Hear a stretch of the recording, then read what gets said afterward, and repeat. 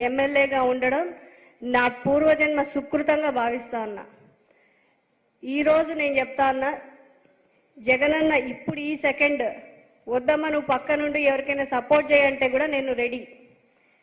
అంతేగాని మీ ఇష్టం వచ్చినట్టు జగనన్నకి నాకు దూరం చేసే విధంగా మీరు ఎలాంటి వాళ్ళంటే కడుపులో ఉన్న బిడ్డకి తల్లికి కూడా గొడవ పెట్టే రకాలు మీరు అలాంటి ప్రచారాలు చేస్తారు.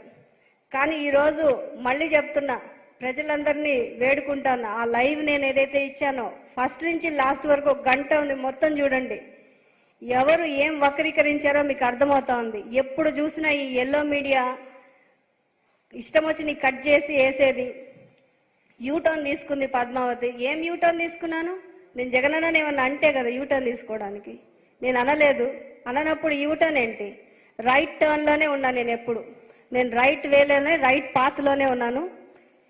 ఈరోజు చెప్తున్నా, ఇంకొకసారి నా జోలుకు వచ్చారంటే కోర్టుకి ఇడిస్తా ఒక్కొక్కడిని, గుర్తుపెట్టుకోండి.